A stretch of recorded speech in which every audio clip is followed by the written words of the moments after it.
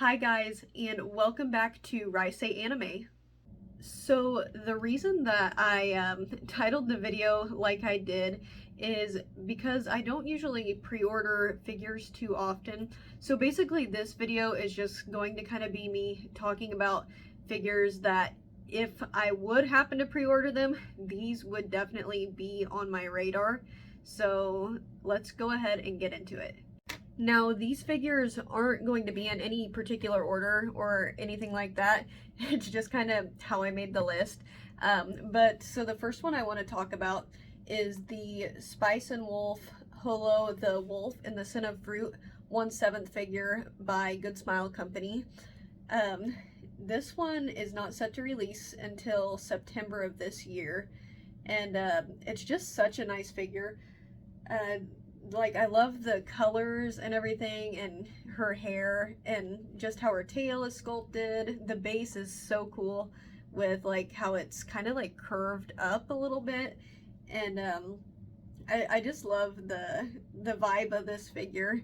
The only thing that's got me on the fence about it is a pretty small gripe, and it's about the support pole that is like attached to her dress and the apple that's falling. But the more I look at it, like, at least it's a clear support pole, so it's nothing like too, that would, I assume, probably not be too overly noticeable. And she's at a pretty decent price. I'd say, at least for the standards nowadays, she's under 20,000 yen, which that's almost considered cheap now. And with the yen conversion rate, she's just over like $150, which is pretty good for as detailed of a sculpt, I think, that she has.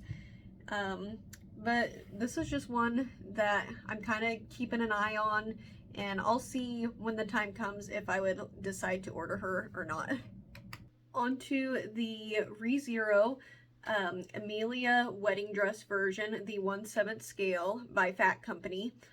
Now, this one is a really great figure, and I think it's one of the better Emilia figures I've seen.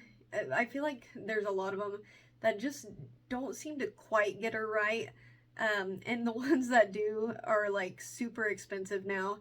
And this one is not set to release till February of next year. So that's definitely holding me back from pre-ordering this figure. And at the moment as well, her pre-orders are closed, but I know I've seen back and forth, like they'll open up for a little bit and then close again. So that's another thing. But it's a great price that they have her at about 16,000 yen. And that's hard to pass up these days. And like, I've seen her pre-owned and everything now with her original release, and it's like over 20,000 yen. So I'm kind of debating, do I just wait over a year for this one to re-release, or do I just kind of pay the extra money to get the original now? So I'm not too sure what I'm going to do about this one, but it is a super cool figure. I love, like, the shading on her dress looks really nice, and the color of the bouquet she's holding. It's just a really nice figure. Okay, so now we have the best useless girl in Konosuba. We have the Aqua Grid Girl version, the 1/7 figure. This one is a little on the pricier side, especially, considering it's, a pretty plain base. Over 23,000 yen is a little wild. But I do really like this figure.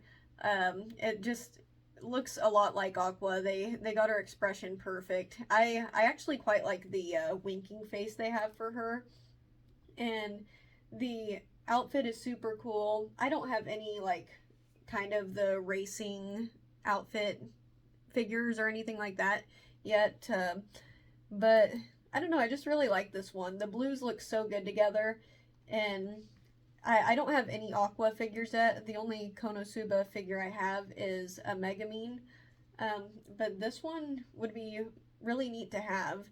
And this one is set to release in March, so that's not too long from now either. But yeah, I'm definitely thinking about this one.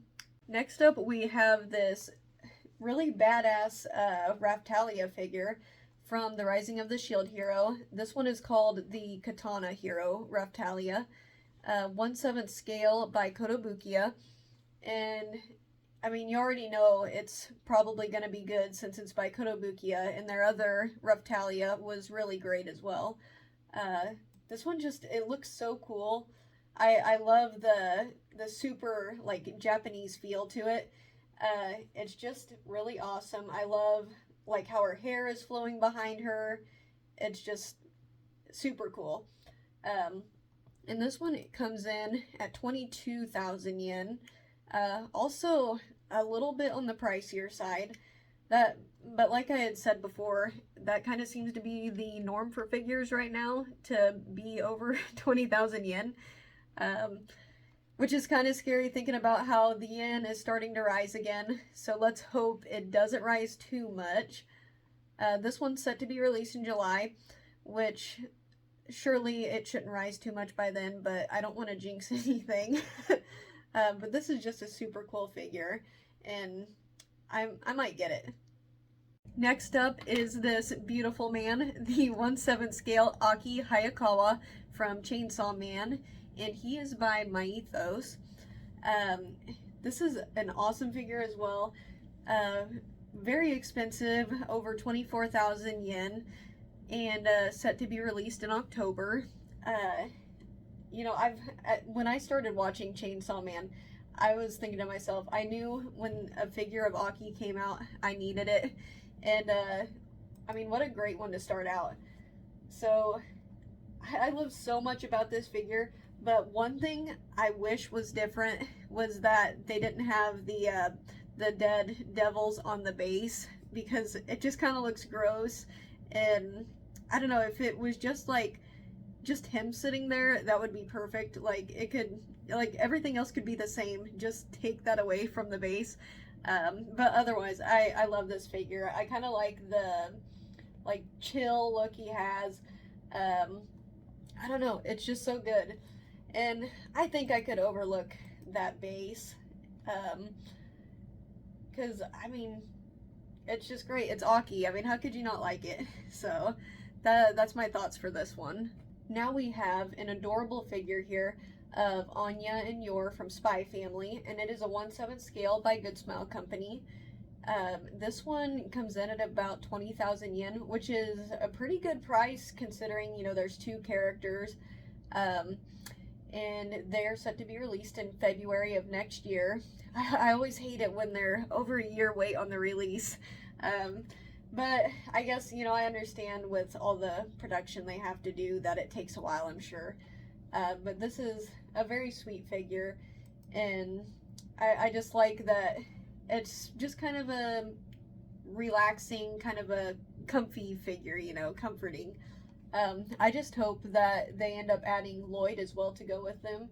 That would be really neat. And it's just a nice figure. You know, the ones that have come out, I'm not too sure about any of them yet, but this one looks so accurate to the characters, and I think it's great. And the last one on my list is the ArtFXJ Dabi from My Hero Academia, and he is a 1/8 scale by Kotobukiya, or they say Takara Tomy on Ami Ami, so I still think it's like with Kotobukiya. And he is a great price at just over 15,000 yen. And he's supposed to come out in November of this year. I think this is such a cool figure. Like, the flames look awesome, and it's a neat pose.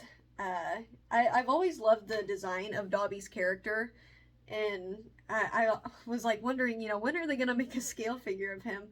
And finally, they are after years. But just a neat figure. The outfit looks so cool, and I just love his expression and everything. And I believe he's actually pretty big for a 1/8 scale too. But yeah, this one I'm really excited for. And I actually wouldn't be scared to pre-order this one since he is a really good price. But yeah, I'm really looking forward to him.